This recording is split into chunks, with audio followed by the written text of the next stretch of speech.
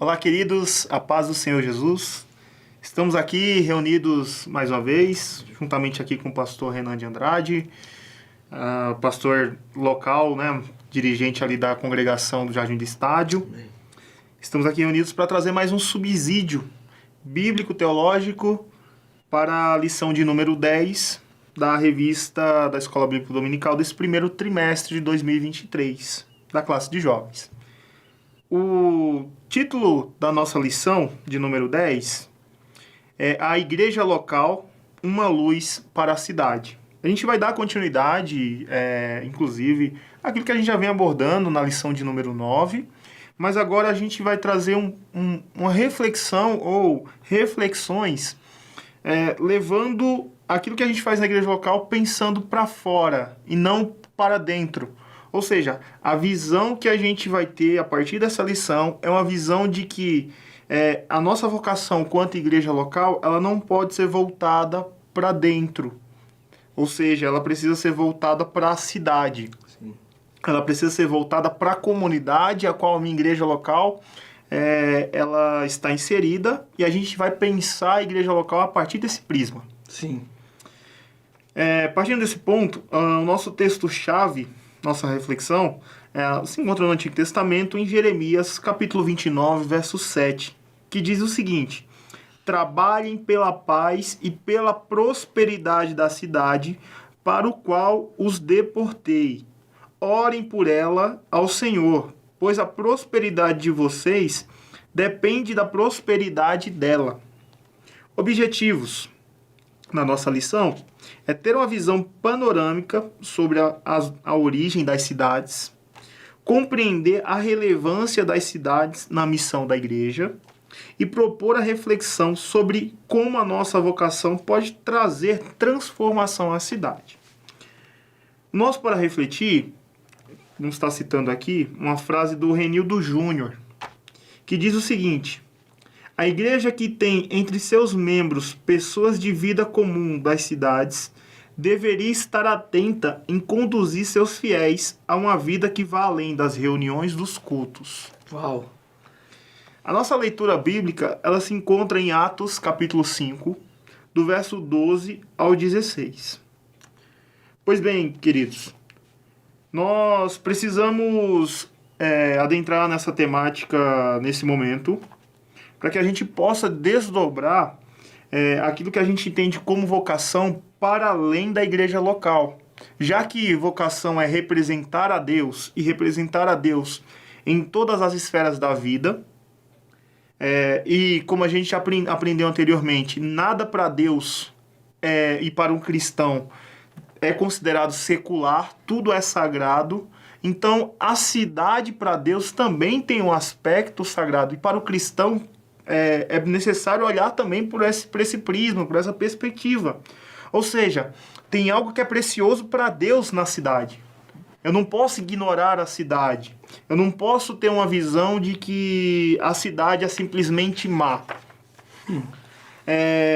E para Deus, a própria cidade em si, ela é importante. A gente vai entender isso ao longo da lição. A partir aqui da nossa introdução, trazendo essa realidade da igreja de Atos, dos apóstolos, que era uma igreja, sim, cheia da graça de Deus, que era uma igreja que tinha os dons, que era uma igreja que se movia em sinais, mas era uma igreja que fazia isso tocando a cidade. Igreja relevante, né? É uma igreja que está envolvida com a cidade. Nós sabemos que a igreja ela nasce ali em Jerusalém, né? Ela recebe esse empoderamento do Espírito Santo ali em Atos 2, mas a gente vê que esse encher do Espírito, esse avivamento que a igreja está experimentando... É um propósito, né? Não é para ela, né, pastor? Sair dessas quatro paredes. Para fora. E a gente vê que a igreja, em primeiro momento, não tem a ver com estruturas. Ela tem a ver com a comunidade de fé. Sim. Então, não que a estrutura ela seja ruim em si, mas a estrutura ela precisa servir a comunidade. Tudo, né? Ela precisa servir, claro, as pessoas que professam aquela fé, mas para que dê o suporte necessário, para que ela dê testemunho na localidade onde ela está inserida. Sim. certo? E é a partir desse fundamento que a gente vai trabalhar uma igreja que é viva, uma igreja que é relevante, uma igreja que é contagiante e envolvente em sua missão. No tópico 1, a gente vai falar sobre a origem e características da cidade. Querido professor, eu quero trazer aqui uma visão mais panorâmica a respeito das cidades. A gente, como já traz de conteúdo aqui, a primeira citação de uma cidade ela se encontra em Gênesis 4, em sua fundação, que é a cidade de Enoque, fundada por Caim. Nós sabemos que Caim foi filho de Adão, e a gente vê quando ele mata o seu irmão, o próprio Deus lança sobre ele uma maldição de uma marca específica. E a gente vai ver que naquela peregrinação dele, ele se torna um peregrino sobre a terra, ele funda uma cidade. E a gente vê ali o primeiro aspecto, ou a primeira constituição da civilização. Nesse sentido, a Bíblia vai trazer mais de 1.200 referências sobre assuntos relacionados à cidade. Olha quão importante esse nome, hein? Ou seja, a cidade é algo muito relevante na história bíblica. Certo? A gente vai ver cidades como Jericó, Nínive, Babilônia sendo retratadas nas escrituras e reconhecidas historicamente. Sim. Certo? E só para a gente parar para pensar nesse sentido, a gente vai entender que a cidade é algo importante para Deus. Porque ainda que a nossa história, por exemplo, como disse o Timothy Keller, ela começou em um jardim, mas ela vai se concluir em uma cidade. Sim. A Nova Jerusalém, a cidade que desce do céu. Né? Então, nesse sentido, a cidade ela é importante para Deus. Sim. A gente vai abordar, a partir dessa perspectiva, principalmente porque a gente vê no desenvolvimento, por exemplo, da nossa nação e das nações, esse processo, assim como Caim, esse processo migratório, de sair do campo, de sair de uma vida pacata, tranquila, né? Até mesmo por conta das necessidades, esse processo migratório de ir para as cidades, de se formar as grandes metrópoles. Às vezes pela necessidade, até mesmo por conta de limitações como educação, baixa renda, saúde, saneamento básico. E por conta disso, há esse processo migratório e a gente vê isso muito na nossa nação. Se você, por exemplo, não é nordestino ou não tem necessariamente que descende de um nordestino, isso é muito raro. Porque a gente vai ver que principalmente essa região que a gente vive hoje, que é a região sudeste, ela foi construída por pessoas que vieram do norte e nordeste do país, né? E então, dificilmente você não, mesmo que não seja nordestino, você é descendente de alguém que é nordestino, ou casou-se, ou vai casar com alguém que é descendente nordestino, por exemplo, querido professor. Então a ideia aqui é demonstrar para a juventude que esse processo migratório do campo para a cidade é uma realidade presente, muito comum no nosso país e nas nações, inclusive. E tudo isso, esse processo migratório, toda essa migração proporciona na cidade dois aspectos que são muito presentes na cidade, que é o aspecto de a cidade proporcionar esperança para as pessoas que vivem nela, na busca de uma vida melhor, na busca de sanar as necessidades que eram presentes no campo, certo? Mas também há um outro aspecto, que é o aspecto também da desilusão. A gente sabe que a nossa vida humana ela é afetada pelo pecado. E se ela afeta o ser humano, né? Se o pecado afeta o ser humano, consequentemente ele acaba afetando também a cidade, que é formada por esse conglomerado de pessoas. Então, nesse sentido, a gente precisa apresentar para os nossos jovens que a cidade tem esse aspecto de esperança e desilusão. é como se a gente parasse para olhar, até mesmo no panorâmica bíblico, Pastor Renan, de que a cidade ela apresenta esse aspecto da Nova Jerusalém, ou seja, de esperança, mas ela também apresenta esse aspecto caído, que é da Babilônia. Sim. A gente lida com essa realidade, a gente, como cristão, precisa ter essa sensibilidade. Já partindo para o tópico 2, pastor, já que a gente tem essa constatação de esperança e desilusão, a gente começa a olhar para a cidade não apenas como um olhar natural. A gente começa, como bem sugere o tema, de olhar para as cidades e a sua espiritualidade. É impossível você, como cristão, você ignorar a cidade. Não dá. Se você realmente tem uma mentalidade bíblica cristã, uma visão cristã de mundo, você não pode ignorar a cidade. Por exemplo, pastor, existem dados da ONU que vão dizer que a população mundial vai chegar a 8 bilhões de pessoas. E hoje, na nossa realidade, cerca de 50% dessa população vive em cidades. A expectativa é que em 2050 a gente chega a uma população mundial de 9,7 bilhões de pessoas. E cerca de 70% dessa população viva em cidades. Então, não tem como a gente ignorar as cidades. Estima-se que a população das cidades no Brasil vem a alcançar números futuramente de 84,72% da população vivendo em cidades. Ou seja, a realidade da cidade não dá para ser ignorada. Esse movimento de urbanização é um movimento que vai se tornar ainda mais comum. As pessoas que vivem no campo praticamente serão pessoas que estarão vivendo para produzir no campo, para suprir as necessidades das cidades. Por que a gente está falando isso, pastor? Porque a gente foi chamado para discipular nações. A gente foi chamado para fazer discípulo das nações e discipular as nações no nosso cenário da nossa geração atual, querido professor, discipular cidades. Sim.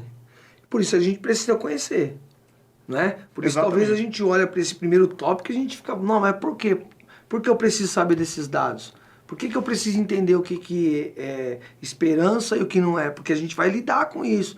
Aquela atração, quem, professor, já foi num lugar no interior, no Nordeste, esses lugares, o sonho dessas pessoas que estão lá é vir para São Paulo. Eu vim pra cá, atração, tá falando de atração. E aí quem tá aqui tem essa desilusão, que não quer estar no meio de pessoas, que não consegue, tem a repulsa desse aglomerado de pessoas. Então, como nós fomos chamados para isso, nós precisamos entender essa cidade, entender a localidade onde você está inserido, a igreja, eu falo igreja local sua, onde está inserido, qual o nível de pessoas que estão ali. Esse lugar aqui é um lugar onde tem muita gente do Piauí, a gente precisa como igreja conhecer a cultura daquele lugar e quantas vezes a gente ouviu, não vamos se envolver com isso porque nós somos peregrinos nessa terra, não vamos se envolver com... Tudo bem, mas nós fomos chamados para discipular, então nós precisamos estar atento a isso. Então a ideia aqui mesmo é o professor colocar isso e cada aluno entender o seu bairro. Se você conhece o seu bairro, a história do seu bairro, né? É tão gostoso você pesquisar o Bexiga, como que foi criado, como foi feito isso aí. Isso é muito interessante. Como igreja é interessante a gente também falar sobre isso. Porque aí a gente consegue entender até mesmo as motivações da comunidade a qual a nossa igreja local ela está inserida. Por que uma festa cultural é tão importante para ela? Quando foi que isso surgiu? Como ela foi construída?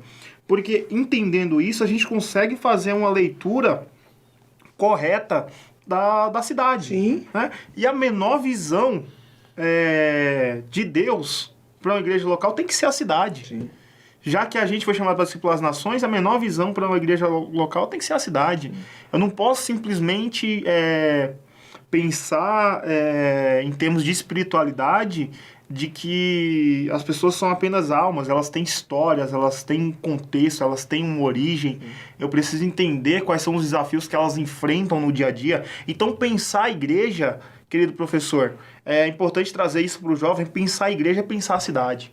Não dá para a gente ignorar a cidade em qual a gente está inserido e esperar que a igreja seja relevante.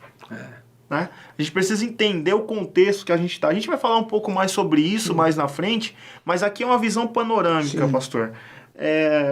Já no tópico B, ou subtópico B, tem por título As Cidades, a Idolatria.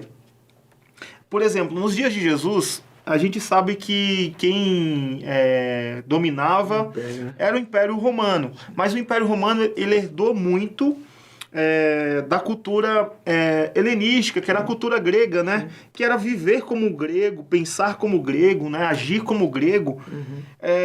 E nessa cultura grega haviam vários deuses. E esses deuses representavam especificamente necessidades que as populações das cidades anseiavam para ser supridas. Por exemplo, a gente vai pegar na cultura grega, a gente tem a deusa Afrodite, prazer, né? Que é a deusa do amor, a deusa do prazer. A gente tem, por exemplo, o deus Dionísio, que era o deus da vinha, o deus da alegria, né? Proporcionado pelo vinho. Então, a gente vê as igrejas, principalmente no Novo Testamento ali, lidando com esses ídolos em suas culturas. Não é à toa, por exemplo, pastor, a gente citou o deus Dionísio aqui, que Paulo escrevendo na igreja em Éfeso, ele diz, olha, não se embriagueis com vinho, em que há contenda. O contexto deles. Ou seja, ele está aplicando isso num contexto em que era muito vívido para a igreja. Olha, ele está falando isso, ele está falando para a gente não se envolver com essa alegria de idolatria que é proporcionada na nossa cidade, uma falsa alegria. Mas ele vai dizer para a gente se encher do Espírito Santo. Quando a gente entende o contexto que Paulo está comunicando ali, faz muito sentido. Como igreja, a gente precisa estar sensível a isso. Porque senão, a gente não vai perceber, por exemplo, nos nossos dias, inclusive, pastor, quais são os ídolos da nossa geração e, no caso, os ídolos presentes na nossa cidade. Ficar atento a isso, né? A visão de cada um deles. Você está numa cultura de alguém que... Não, eu vim para cá, para São Paulo, para mim ganhar dinheiro. Então, você conseguiu entender que ele veio aqui... Dar o máximo do que ele tem, o sangue, e trocar o tempo dele por dinheiro. E aí vou pegar esse dinheiro e vou voltar para lá. E na verdade ele não conseguiu nem ganhar dinheiro e nem voltar para lá. A gente precisa como igreja entender essa dinâmica. Isso, claro que gera toda uma desilusão. Sim. Mas, por exemplo, querido professor, é muito comum a gente ver nessa geração uma busca enlouquecida, desenfreada pela tal da liberdade financeira. Do jovem que ele entrou agora no mercado de trabalho, ele não quer fazer uma faculdade. Por quê? Porque ele tem o sonho de enriquecer trabalhando com marketing digital. Ele quer fazer o primeiro milhão dele antes dos 30 anos. Né? E isso vai revelando também alguns ídolos presentes no coração humano, que estão presentes na nossa cidade, na cultura da cidade. Certo? E ao identificar isso vai gerar pontos de contato para a gente evangelizar as pessoas, para a gente compartilhar o evangelho, para fazer discípulos. Uma porta poderosa para a gente entrar. Exatamente. E, pastor, e não apenas isso, confrontar esses ídolos presentes na nossa geração. A gente cita aqui o exemplo, professor, de Paulo quando ele está em Atenas. Que ele se depara com os ídolos da cidade de Atenas, e ao se deparar com os ídolos da cidade de Atenas, ele fica perturbado. A palavra é essa. Aquilo ali incomoda muito Paulo. Por quê? Porque ele vê que as pessoas estão perdidas naquela idolatria. E, por exemplo, professor, você pode levantar até esse ponto, né, pastor? Com o seu aluno, quais são os ídolos que eles identificam na geração deles?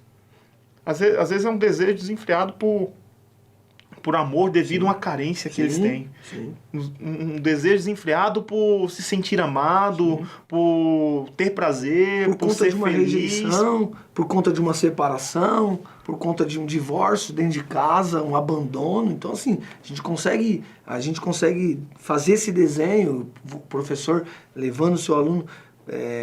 E assim, é tão difícil, porque a gente está falando de uma cidade, de uma cultura, você perguntar ali naquela sociedade. Então, as pessoas criticam cidades do Rio de Janeiro, Morro, que não tem nada lá. E a referência daquele jovem, daquela criança, é o traficante, que consegue ali andar num carro, numa moto. Então, assim, nós também, os nossos bairros, né? Nós temos igrejas em bairros de periferia, e tem os ídolos lá. Que tem o cara que canta o funk, o cara que faz o baile, o cara que tem um carro com som maior. E a igreja, ela precisa conhecer isso.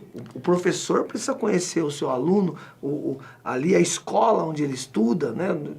A gente fala muito sobre isso.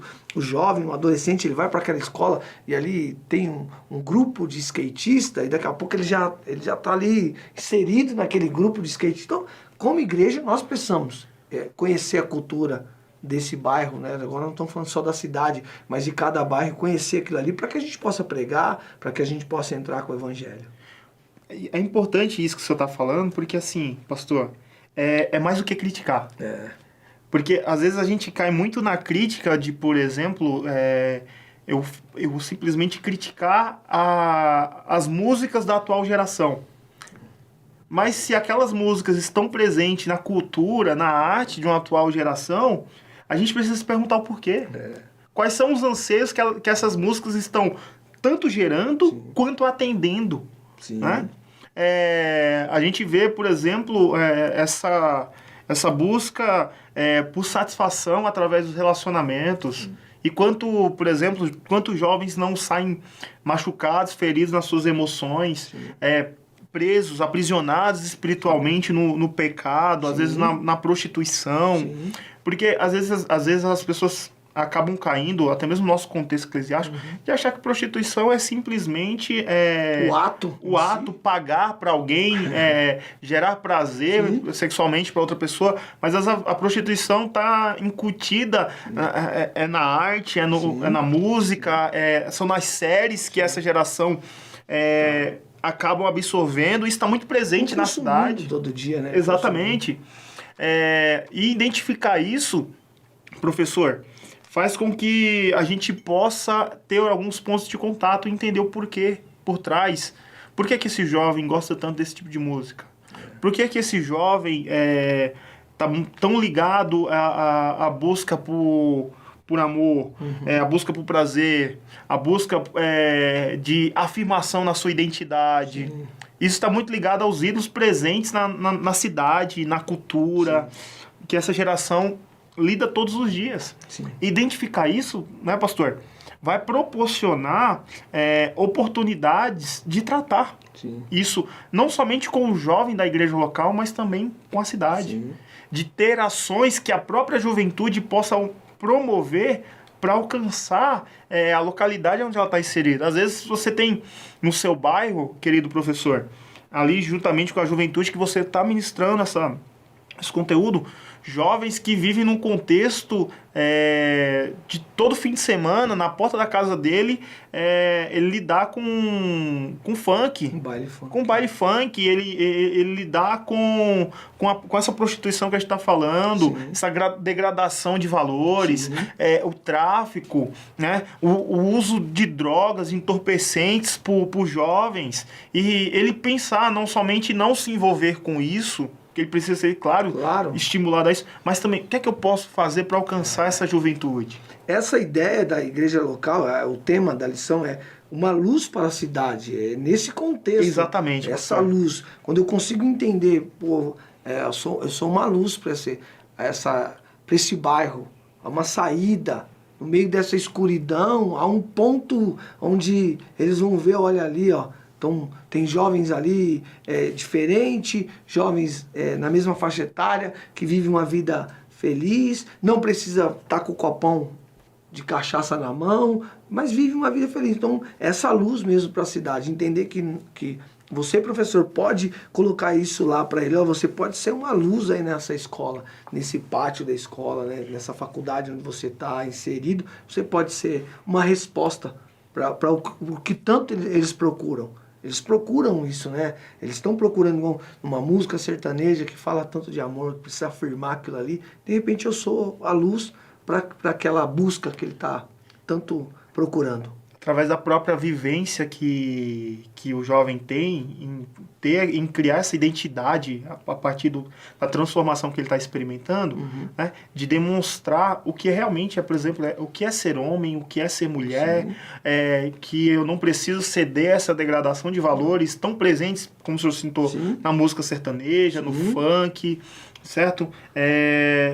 Às vezes a própria música, por exemplo, como o próprio pagode, que é tão presente, que demonstra tantas carências que o ser humano tem em termos emocionais, né?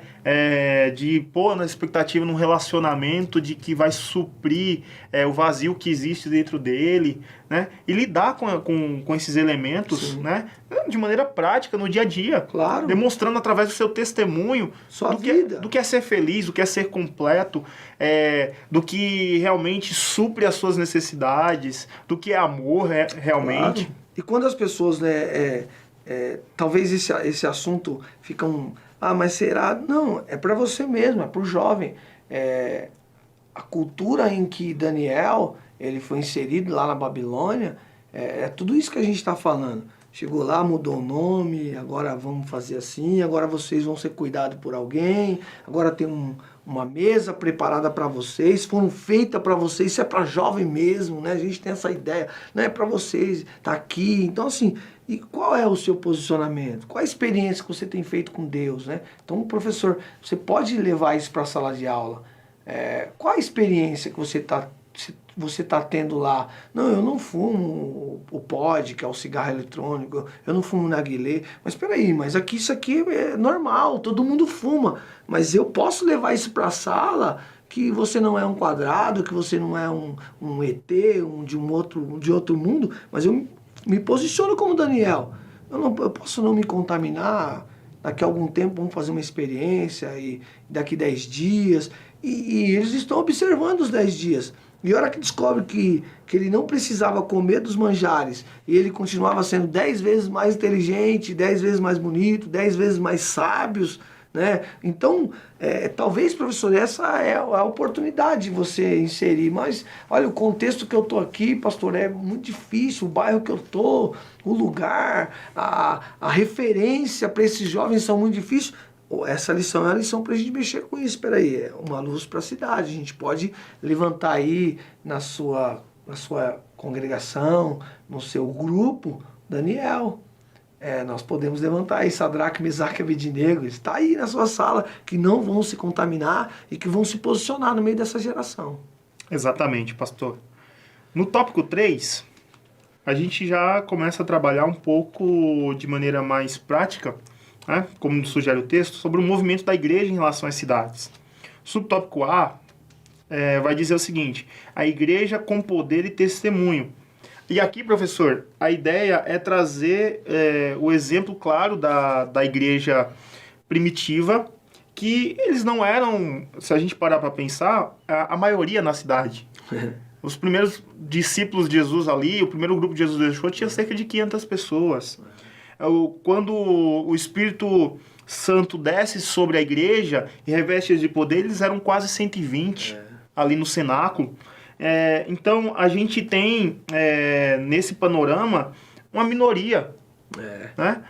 Só que a gente vê pessoas que foram tão impactadas pelo Evangelho e estão tão contagiadas pela pessoa do Espírito Santo que amar as pessoas, servir as pessoas, é algo que flui de maneira natural delas, porque elas entenderam o propósito e elas estão envolvidas com isso e contagiadas por isso. Então a gente vê uma igreja que ela decide, por exemplo, não agradar políticos, ela decide não abraçar conceitos ideológicos, ela decide, na verdade, ser a influência de Deus na cidade. Focada, né? Tem um alvo lá. Exatamente. O que é que Jesus falou pra gente? Jesus falou que a gente vai ser testemunha em Jerusalém também. Então, professor, a ideia aqui é realmente demonstrar para o jovem qual é a agenda do reino de Deus para a cidade. Sim. De como ele pode ser uma testemunha na cidade. Como é que ele pode, a partir de ser igreja... A gente traz outro exemplo aqui também da igreja de Tessalônica, pastor. Sim.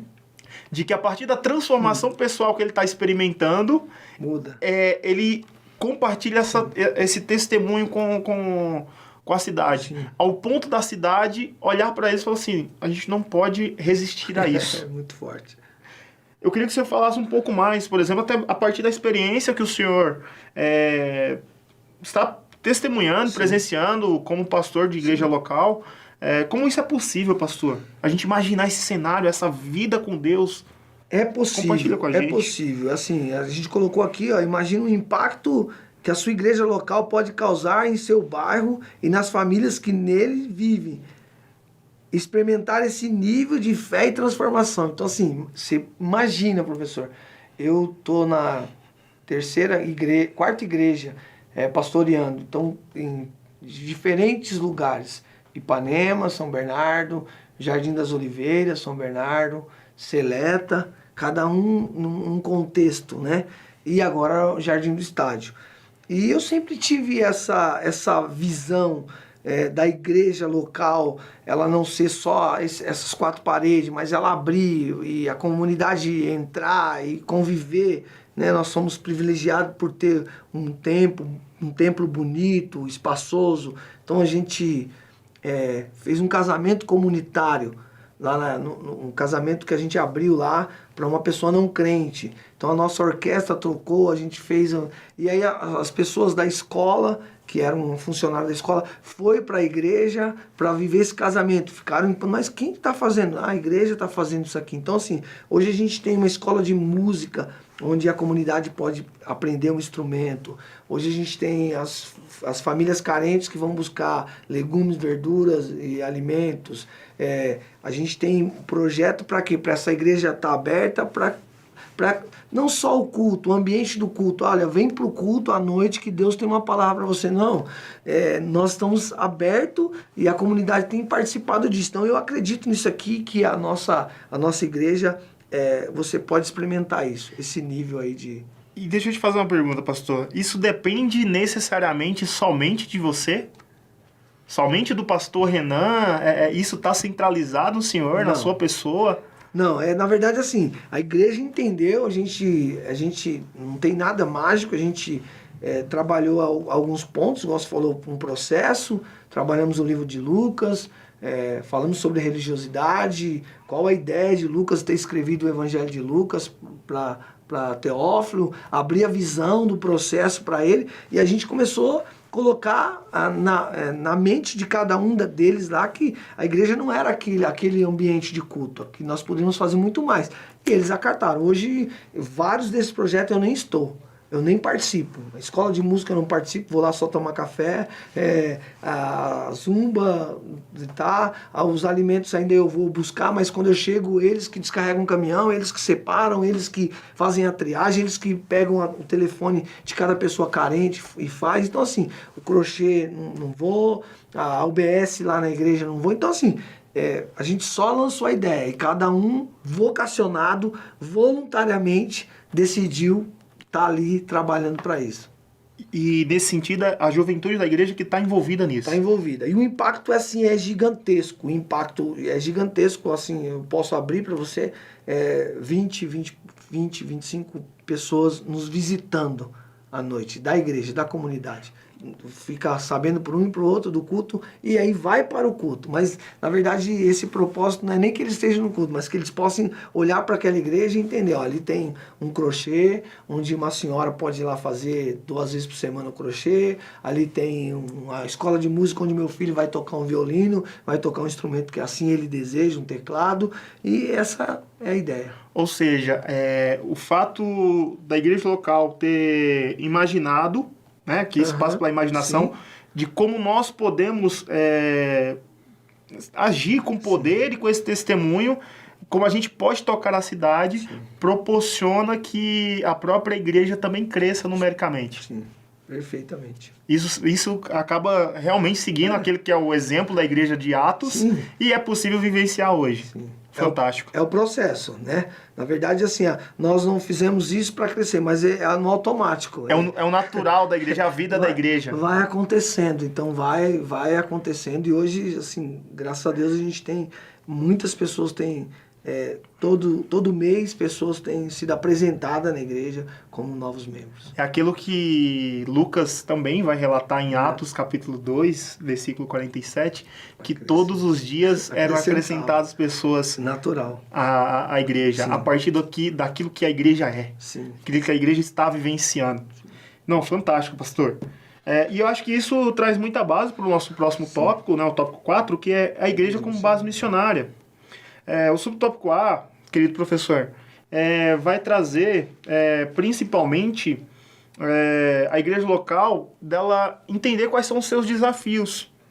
E desafios em que sentido? Quais são os problemas sociais inseridos na minha comunidade?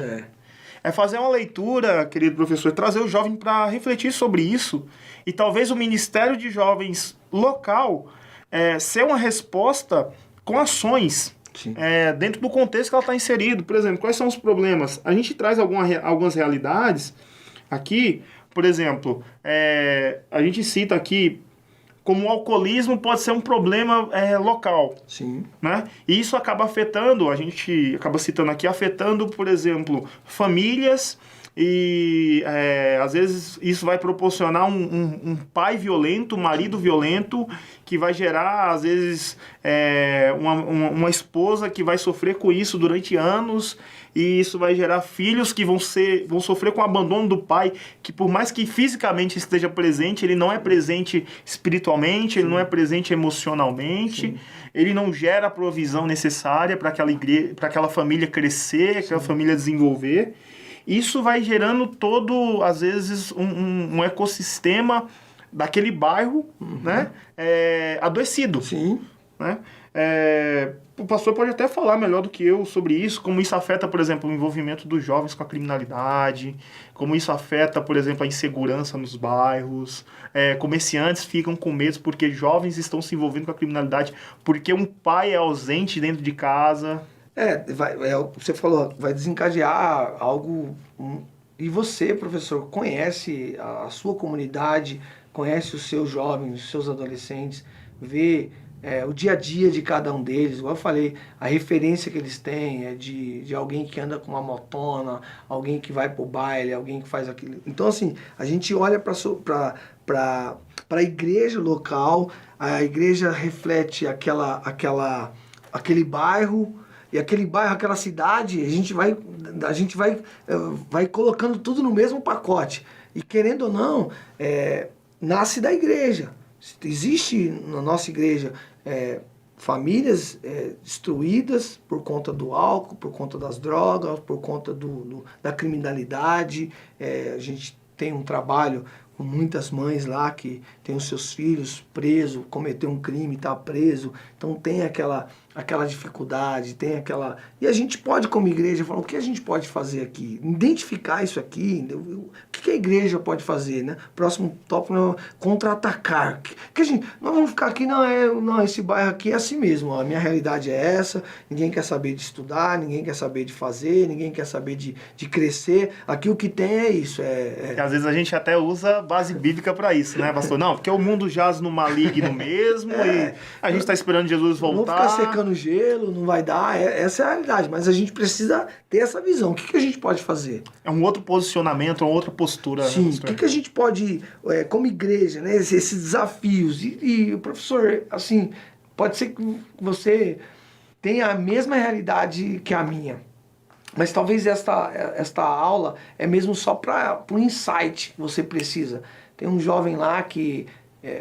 ele não vai para uma faculdade, ele não tem condições de ir para uma faculdade, a família desestruturada, ele não tem condições nenhuma de estudar. Mas você percebe que ele é um menino bom e tal, você consegue inserir ele para uma profissão. Por que não fazer um cursinho para trocar a tela do celular, para arrumar um celular? Pô, isso é uma profissão digna, que tem condições de você sustentar a sua família e progredir. Não, você tem um talento lá, mas por que você vai olhar para o crime? Você tem um talento, por que não ser um barbeiro? Por que não cortar um cabelo no meio de uma sociedade? A igreja e nós podemos incentivar os nossos jovens. Não, tá bom, não dá para fazer medicina.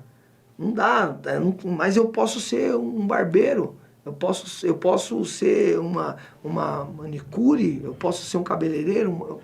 E às vezes, né, pastor, a gente tem na igreja local pessoas que são profissionais de várias áreas. Às vezes uma psicóloga. Sim. Às vezes você tem no corpo de membros da sua igreja... Alguém para servir. Você tem alguém que, por exemplo, é um gerente de uma empresa que vai poder auxiliar esses jovens, por exemplo, de como que eu faço um currículo, né? Como é que eu posso organizar as minhas experiências que possam gerar uma porta de emprego, perfeitamente, profissionais, às vezes professores que vão que atuam, né, nas escolas, que vão proporcionar talvez um curso que preparem esses alunos para fazer um vestibular, para tentar uma bolsa de estudo através de um exame nacional do ensino médio, que é o Enem. A gente, às vezes, tem a mão de obra na igreja local. Acaba não colocando a lente nisso aqui, né? Eu dei exemplo básico aqui de um barbeiro, porque eu tenho amigos que não estudou, mas ele tem uma barbearia dentro de uma comunidade onde tem 8 barbeiros. Ele está dando serviço para pessoas, 8 barbeiros trabalhando, e pessoas que conseguiram tirar sua carta, comprar seu automóvel, comprar sua casa com esse trabalho digno. Às vezes tem um mecânico, né? Por exemplo, eu gosto muito de conversar com os pastores também. A gente tem um exemplo no nosso ministério, que é o pastor Moisés, que é mecânico. E nas conversas com ele no passado, dele falar que é possível transferir esse conhecimento para outros jovens, para que ele possa aprender uma profissão. Então, professor, às vezes também é pedir a palavra no término de uma escola bíblica e apresentar essa visão também para a membresia da sua igreja. Lindo. Né? De pedir a licença ao pastor e falar: irmãos, nós abordamos sobre isso na escola bíblica. Mas com essa deficiência, mas o que podemos fazer? Irmã, você pode ser uma resposta para um jovem aqui da igreja e a resposta para um jovem da comunidade. Que em vez dele, às vezes um jovem na comunidade, em vez dele estar se envolvendo com crime, ele vai estar aprendendo uma profissão. E às vezes esse irmão pode criar uma oficina de aprendizagem na igreja local, pastor. Sim, lindo.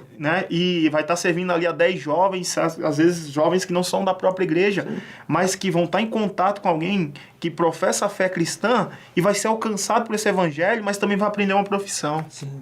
Eu acho que, enquanto igreja local, a gente precisa perceber quais são as problemáticas. Ver os desafios, né? Esse desafio e falar, vamos trabalhar nessa área aqui. Acho interessante. E contra-atacar, pastor, como sugere o tópico B, a hora de contra-atacar, é realmente isso. Porque, assim, quando Jesus, ele em Mateus 16, diz que as portas do inferno não prevalecerão contra a igreja, não é a igreja que está acuada, recuada e com medo do inferno. Não, é uma igreja que ela está avançando. E os portões do inferno estão caindo nesse contexto, nesse cenário. Eclésia, né? Tirados para fora. E a ideia de tirados para fora, né? Como a palavra eclésia, não é de simplesmente de se isolar do mundo. É a ideia até mesmo da palavra original eclésia, que significava a reunião de pessoas de uma cidade que foram escolhidas para representar a cidade. E quando surgia um problema, essa reunião, essa congregação, ela discutia os problemas e elas traziam soluções para a cidade. E quando Jesus ele diz: eu também tenho a minha eclésia. Eu também tenho a minha congregação, e nesse sentido o meu parlamento, que me representa diante da cidade e que vão vir conversar comigo. Que acho que um culto tem muito a ver com isso. um culto é uma reunião da congregação de Jesus, que está apresentando os problemas da cidade, sejam problemas espirituais, sejam problemas políticos sociais, culturais, apresentando diante de Jesus em oração, em adoração. E Jesus, ele, através da pessoa do Espírito Santo, ele vai dar ideias, ele vai dar orientações, ele vai dar direcionamentos para que a igreja local possa levar as soluções para a cidade. Maravilha. E isso é fantástico se a gente começa a olhar a igreja por esse prisma de representatividade do reino de Deus diante da cidade e representatividade da cidade diante de Jesus. É isso, né, pastor? Trazer soluções dos céus para a cidade. Sim. Já no subtópico C, a gente vai trabalhar com uma realidade que é o seguinte, que a igreja ela envia missionários. Sim.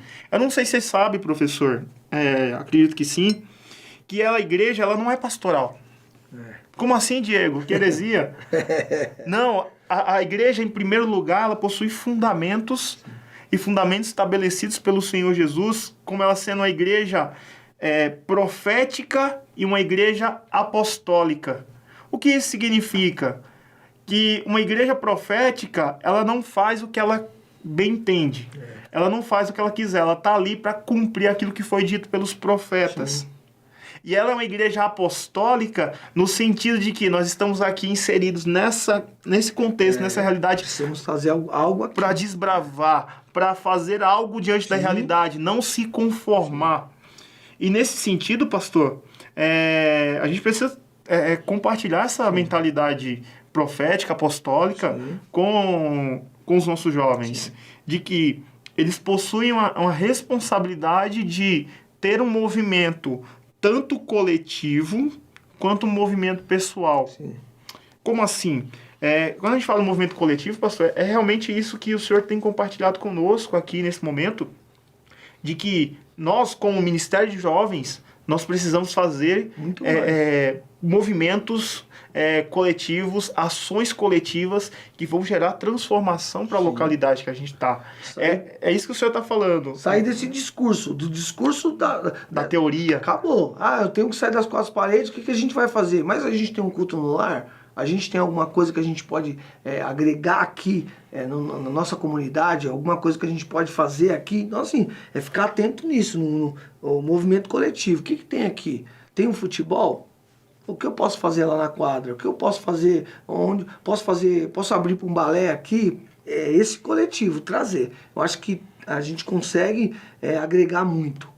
Às vezes ensinar um jovem local a aprender a tocar um instrumento, né? Um violão, um trompete, instrumentos de sopro, para que isso gere cultura e gere um despertamento, até um interesse pela igreja local, que outrora às vezes tinha um preconceito, uma barreira. E também a gente tem um movimento pessoal, né, pastor? Isso. Que é a responsabilidade pessoal. Professor, aqui é o ponto exato de devolver a bola para o jovem e falar para ele. E aí, você vai fazer o que com que Jesus está te confiando? Sim. O que você vai fazer na sua escola? O que você vai fazer na sua faculdade? Não dá para ficar transferindo responsabilidade. Não. A minha igreja não faz nada, né?